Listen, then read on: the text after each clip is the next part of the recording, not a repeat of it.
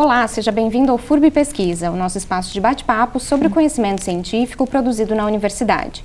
O nosso tema de hoje é a busca da ciência por novos tratamentos para a doença de Parkinson. Hoje a gente vai falar sobre os resultados de uma pesquisa desenvolvida no curso de Biomedicina da FURB, que investigou como as neuropróteses podem aumentar a qualidade de vida desses pacientes. Para falar sobre esse assunto, a gente recebe aqui a pesquisadora Nicole de Souza e Silva. Ela é biomédica formada aqui pela FURB. Bem-vinda, Nicole. Muito obrigada pela presença. Olá, eu que agradeço pelo convite e pela participação nesse local tão importante que é a FURB e por estar representando a pesquisa no Brasil. E a gente recebe também a professora Ana Paula Dalmagro. Ela é doutora em Ciências Farmacêuticas e foi orientadora, então, da pesquisa da Nicole. Bem-vinda, professora. Muito obrigada pela presença. Camila, obrigada a vocês por abrirem esse importante espaço para nós. Para mim é um orgulho imenso poder trazer os resultados da pesquisa da Nicole. Uma área que é tão vasta e que nós temos agora alguns alunos interessados em neurociência. Então, só tenho a agradecer. Muito obrigada. Bom, Nicole, para a gente começar, o que te motivou a estudar esse assunto especificamente? Então, começou que eu tenho um grande carinho por duas avós minhas que estão vivas até hoje. E o meu grande medo, o meu grande receio foi algum dia elas desenvolverem alguma doença neurodegenerativa. E eu tive esse contato com a doença de Parkinson por ser a segunda doença neurodegenerativa que mais acomete idosos, principalmente os acima dos 65 anos. E depois a gente teve um contato com um centro que fica na França, o nome dele é CNRS, e é o maior centro de pesquisa pública da Europa. Então a gente teve contato com um membro desse centro que trouxe essa pesquisa. E eu e a professora Ana, a gente teve contato e quis desenvolver e contribuir com essa revisão deste assunto.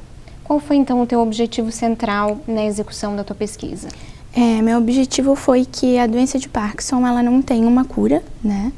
E para trazer uma melhor qualidade de vida para essas pessoas acometidas por essa doença. Você menciona, Nicole, que a doença de Parkinson é neurodegenerativa, né?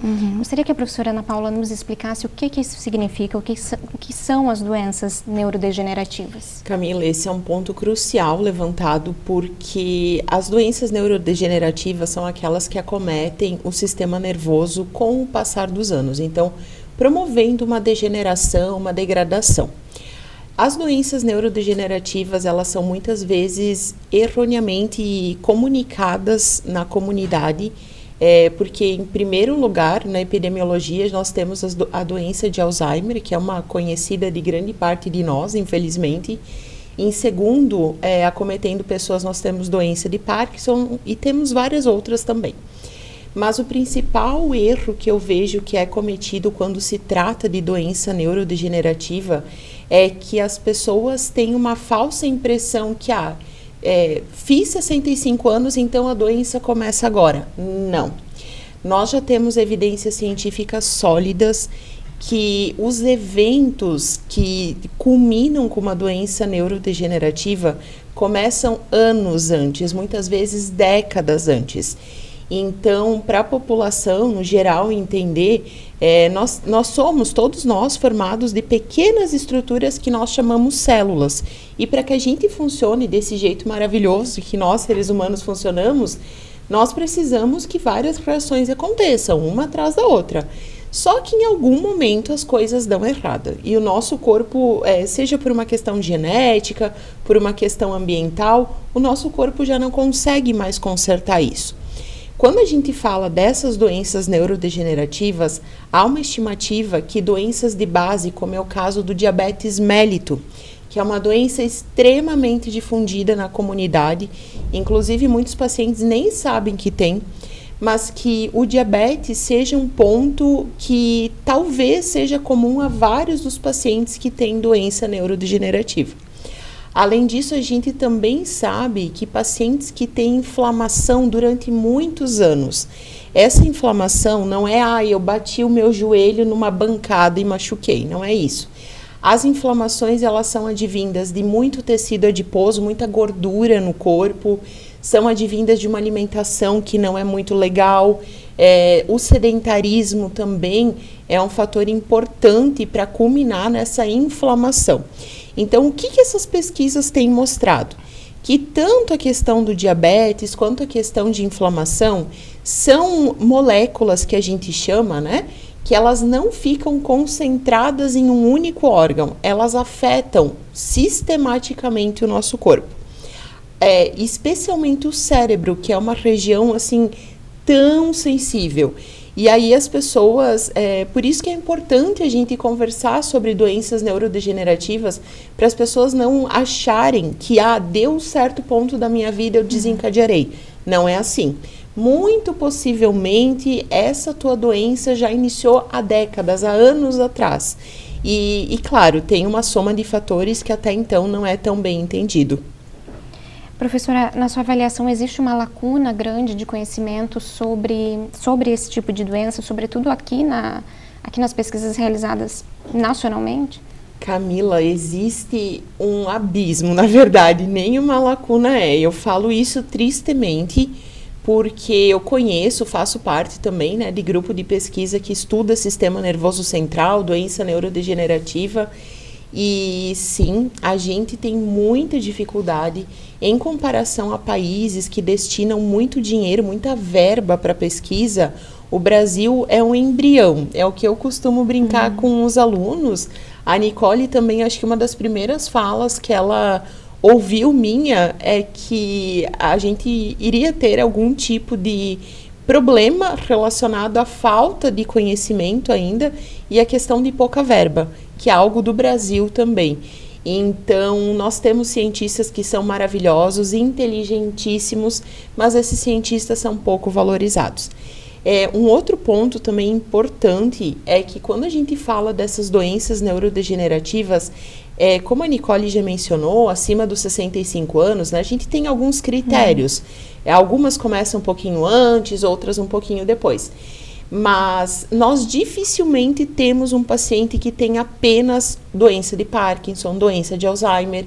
Geralmente é um paciente que ele usa vários tipos de medicação ao mesmo tempo.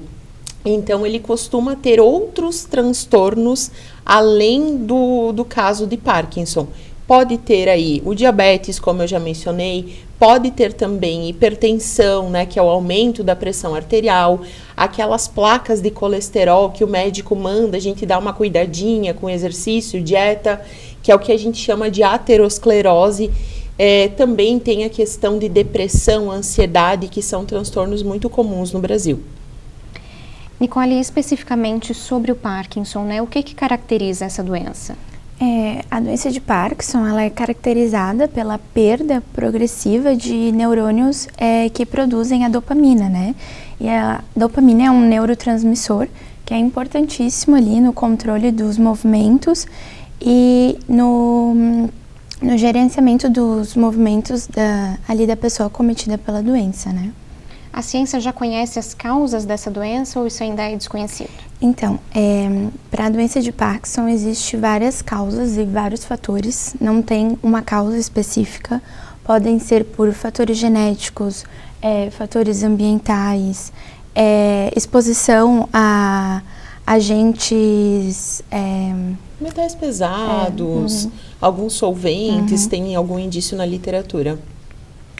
E quais são os tratamentos, Nicole, que hoje em dia são mais utilizados por esses pacientes? Então, a gente tem tratamentos farmacológicos e não farmacológicos, atualmente que são os mais utilizados. Não farmacológicos seriam ali fisioterapia, terapia ocupacional, e tratamentos farmacológicos, o considerado padrão ouro desde a década de 60 é a que a gente chama a levodopa. A levodopa, ela repõe ali a dopamina que é perdida por estes pacientes acometidos pela doença. Só que a levodopa, o seu uso contínuo por um longo período de tempo, ela traz diversos efeitos colaterais ali para esses pacientes, como a professora Ana já citou, depressão, insônia. A maioria deles desenvolve ali distúrbios comportamentais, onde eles têm ali uma compulsão alimentar ou às vezes uma compulsão por compras. É até importante mencionar isso. Alguns deles têm hipersexualidade, eles têm os distúrbios comportamentais, que normalmente eles procuram ali por jogos de azar ou distúrbios por compras excessivas e hipersexualidade. Os principais limites, então, dos tratamentos atualmente utilizados estão nos efeitos adversos dessa medicação? Efeitos adversos, e até porque os medicamentos utilizados, eles não retornam ao paciente ao estado zero, ao estado basal. Eles apenas controlam a sintomatologia e eles tentam evitar ao máximo que isso progrida.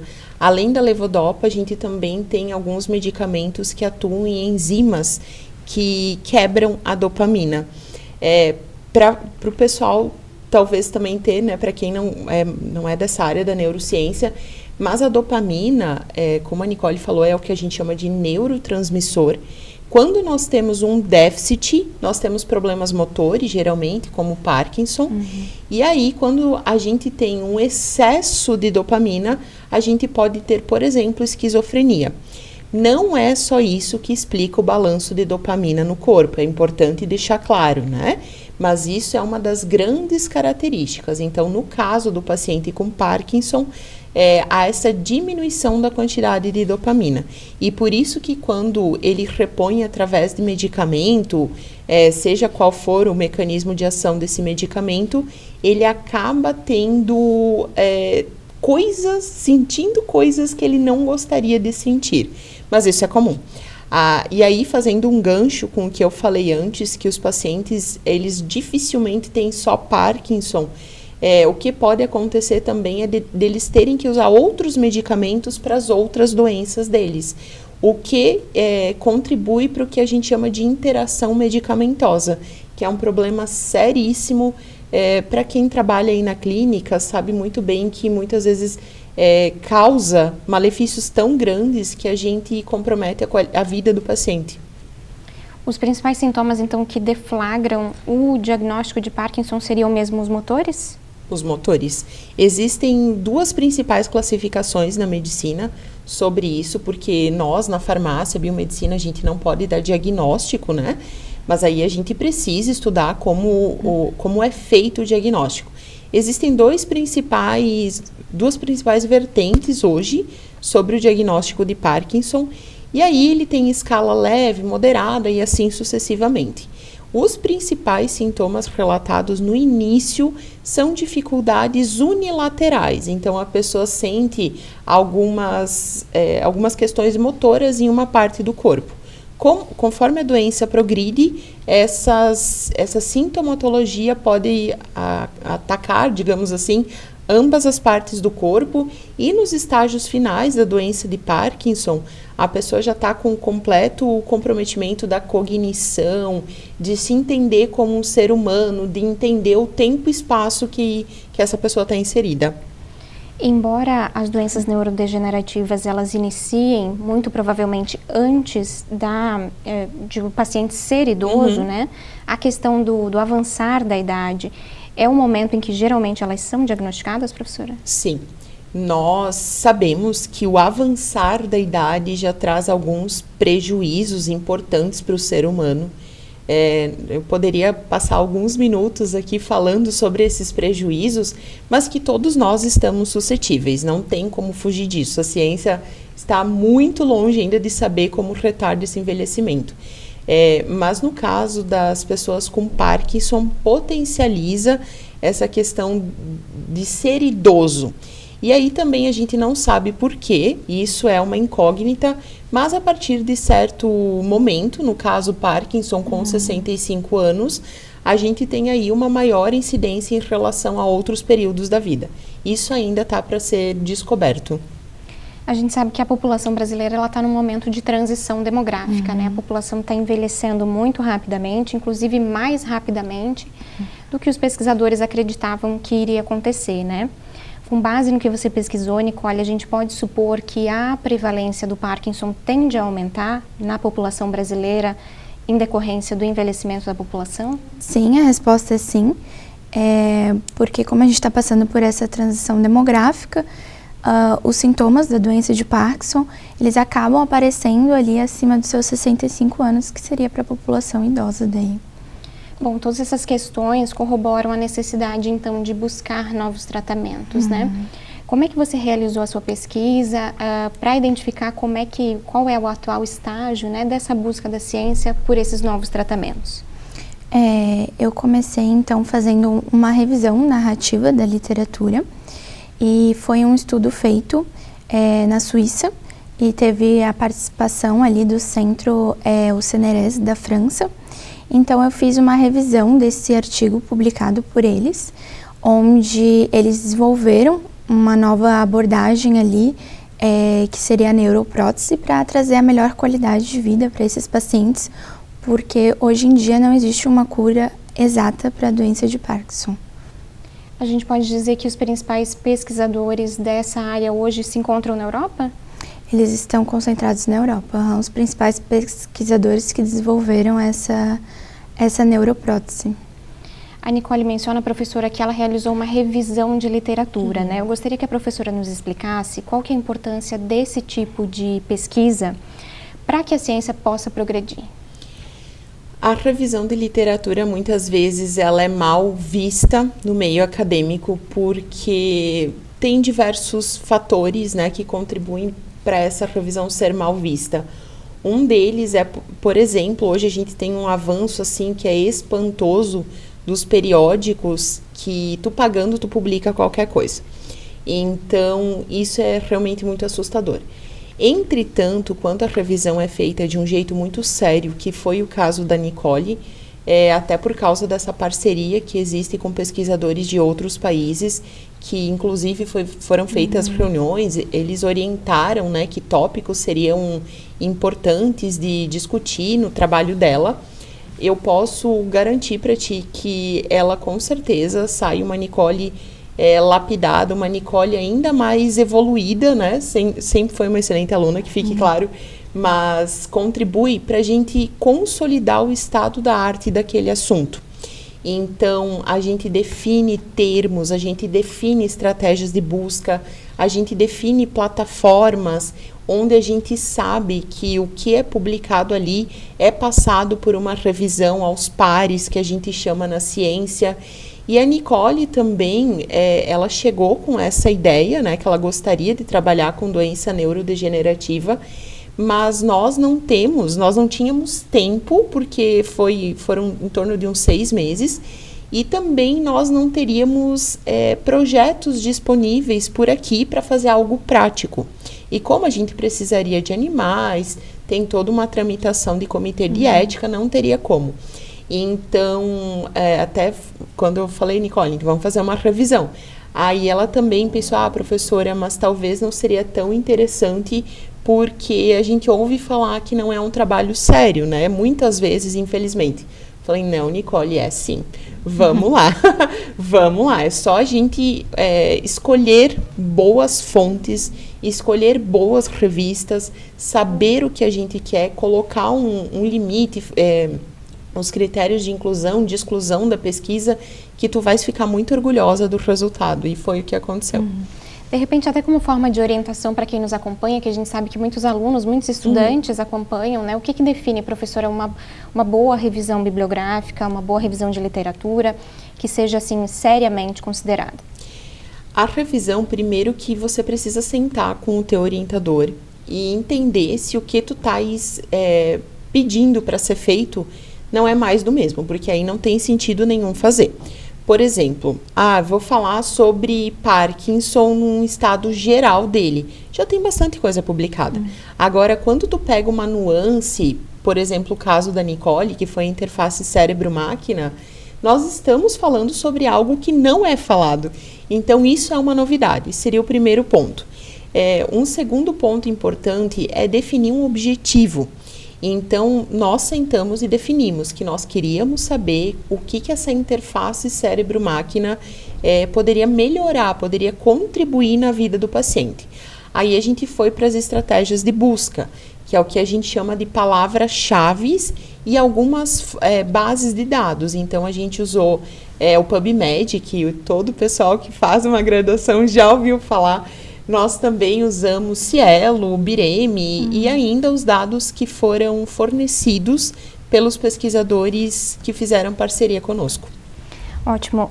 A professora mencionou o termo, né, interface cérebro-máquina, que foi efetivamente o objetivo, né, da tua revisão. Quando a gente fala nesse termo, interface cérebro-máquina, do que exatamente a gente está falando? O que isso significa? Então, as doenças neurodegenerativas, né, que a doença de Parkinson foi o foco ali da minha pesquisa, elas são acometidas ali no sistema nervoso central. Então, é onde a gente focou no cérebro, principalmente, para trazer um melhor condicionamento para esse paciente. Então, foi onde a gente utilizou uma máquina dentro do sistema nervoso central para trazer essa melhor qualidade de vida para esse paciente, né? A partir dos resultados, então, da pesquisa da Nicole, professora, quais são as principais potencialidades que vocês identificaram no tratamento para as pessoas com Parkinson? Então, os autores que nós utilizamos para fazer essa revisão, eles trabalham com implantes. Esses implantes acontecem no sistema nervoso central. Eles começaram, como toda pesquisa deve começar, que foi o estudo o estudo in vitro, aí depois foi para o estudo in vivo, utilizaram inclusive primatas não humanos, e aí depois eles viram que aqueles organismos não rejeitavam os dispositivos que eram instalados no sistema nervoso. A partir disso, então, eles partiram para experimentos com humanos. Obviamente que tudo isso tem uma aprovação de comitê de ética, né? Não aconteceram esses experimentos no Brasil, mas a gente consegue, quando acessa os artigos, os números de aprovação desses projetos. E aí, muito interessante, teve alguns participantes que fizeram esse implante, entretanto, tem um especial. Que deu certo a pesquisa com ele. Ele vivia há mais de 30 anos com a doença de Parkinson e basicamente nos estágios ali mais avançados da doença ele praticamente não andava mais. Ele falava que ele tropeçava em escadas, não conseguia subir sozinho. Ele sempre tinha que ter uma rede de apoio muito grande ao redor dele, né? Então, com essa neuroprótese instalada nele, ele basicamente ao longo da vida dele, hoje em dia ele se mantém sozinho, não precisa de uma rede ali ao redor dele, né? E foi muito inovador, assim, para ele. E é interessante que esse paciente, ele usava uma combinação de muitos medicamentos, utilizava também uma técnica que é a estimulação cerebral, né? Profunda. E aí ele não tinha, mesmo com toda essa gama de tratamentos, ele não conseguia uma melhora. E chegou num ponto que até estava evoluindo a doença dele muito mais do que o esperado. Então, tem muitos vídeos legais, inclusive a Nicole apresentou na defesa dela sobre ele subindo escadas agora, por exemplo. E até tinha alguma coisa sobre o tempo que ele usava, né, a neuroprótese durante o dia. Ele usava ali em torno de 8 horas por dia, ele apenas desligava só para dormir ou quando ele ficava muito tempo sentado, né? A gente poderia comparar a neuroprótese com um implante ou um aparelho para audição, por exemplo? É uma coisa semelhante? São pequenos eletrodos. Tanto que a gente está falando aqui de uma tecnologia que é a nanotecnologia. Então, são eletrodos bem pequenos que foram implantados ali na medula espinhal dele. Então, não é um aparelho que vai atrapalhar as atividades do dia a dia dele, né? Então, é uma técnica invasiva, né? Foi necessária uma cirurgia. Foi necessária uma cirurgia cerebral ali específica para a gente localizar os neurônios que são responsáveis pelos controles musculares. E assim depois foi instalados os eletrodos na medula espinhal dele. E ele também recebeu um estimulador muscular que foi implantado ali sobre a pele do abdômen dele. Bom, apesar de ter sido apenas um paciente, né, que teve, digamos, em que essa pesquisa foi bem sucedida, né, acaba que a ciência comprovou que é possível, né? Sim. É possível fazer a doença, digamos assim, regredir, né? Ou devolver uma série de funções, né, para esse paciente. Mas eu imagino também que ainda haja muitos limites, né? Para se conseguir avançar nessa pesquisa, né? E de repente, tornar esse tipo de tratamento acessível à população, né? A partir dos teus resultados, Nicole, quais foram os principais limites que você identificou? Então, as principais dificuldades que eu obtive foi o número pequeno de pesquisas que relacionam ali a nanotecnologia com a doença de Parkinson. Então, a gente teve que se aprofundar bastante, tentar vários recursos, várias plataformas para achar resultados e pesquisas que falassem sobre esse tema, né? E cientificamente, a aplicação desses estudos também envolve uma gama de pesquisadores, porque nós estamos falando aí de conceitos de mecânica, de física, de matemática, de química, de bioquímica, de imunologia, até de uma dessas tuas últimas perguntas, Camila, que foi sobre talvez um futuro da neuroprótese. É porque não se sabe ainda como que o corpo vai reagir a essa neuroprótese. Então, o que a gente diz que pode ter uma reação imunológica. A curto prazo, não teve. E outra coisa, tudo isso que foi falado acaba encarecendo muito essa tecnologia. A gente sabe que esses pacientes que participaram do estudo, eles são pacientes que assinaram contratos, né, com esses centros de pesquisa, mas até que isso se torne uma tecnologia acessível à população inteira, nós temos um caminho bem longo pela frente. E também tem a questão da biocompatibilidade, né? A gente sabe que existe diferentes perfis neurológicos, né? Então, isso foram alguns limites ali da pesquisa, só que uma das considerações finais do trabalho que a gente trouxe foi que eles querem trazer essa nova tecnologia ali globalmente, só que a gente teria que diminuir os custos de fabricação, de implantação e tudo mais. Bom, essa pesquisa desenvolvida pela Nicole foi o trabalho de conclusão de curso dela, né, no curso de biomedicina aqui da FURB. Eu gostaria que a professora comentasse com a gente sobre a importância de fomentar, né, o interesse pela pesquisa científica ainda no nível da graduação. Camila, eu poderia passar horas também falando sobre isso, mas a pesquisa é um campo maravilhoso porque são conhecimentos que a gente não acessa em sala de aula. Em sala de aula, nós temos diversos perfis de professores e aí a gente tem professor que instiga mais o aluno, outros nem tanto. Na história da Nicole, eu tenho muito orgulho do que foi construído porque, primeiro, nós tivemos uma aluna da biomedicina que se interessou bastante pela questão da neurociência, que para a biomedicina não é algo tão comum, pelo menos no perfil do aluno aqui da FURB. Então, fantástico. E eu amo neurociência, então casou tudo.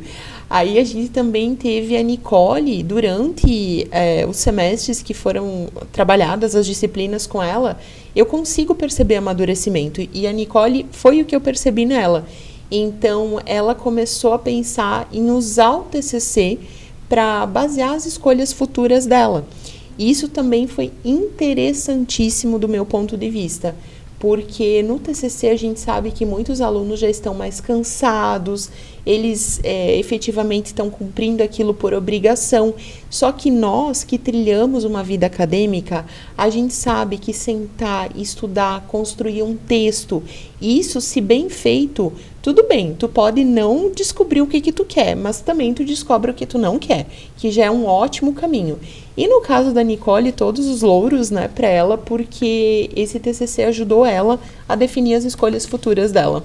Sim. Para além de um elemento obrigatório, né, pode ser o primeiro passo de uma carreira acadêmica. É isso que você deseja, Nicole? Com certeza, eu quero continuar trilhando esse caminho e me ajudou muito a ter um senso mais crítico, a saber pesquisar direito, né? E um dos objetivos é a gente também tornar esse trabalho em um artigo, na verdade, né? Para eu conseguir uma abertura melhor ali, possivelmente num mestrado. Excelente. Bom, no programa de hoje nós conversamos com a biomédica Nicole de Souza e Silva. Muito obrigada, Nicole, pela presença. Eu que agradeço pela oportunidade e pelo convite. Foi muito importante estar aqui hoje. E também a professora Ana Paula Dalmagro, doutora em Ciências Farmacêuticas e orientadora da pesquisa desenvolvida pela Nicole. Obrigada, professora, pela presença. Obrigada, Camila. Obrigada sempre ao carinho que a gente é recebido aqui e pela FURB e disponibilizar esse espaço importantíssimo para que outros alunos também conheçam as pesquisas que estão sendo desenvolvidas no campus. Muito obrigada. A gente agradece também a você pela sua companhia e te convida a acompanhar as outras edições do FURB Pesquisa, todas disponíveis no canal da FURB no YouTube. O programa de hoje termina aqui. Até a próxima!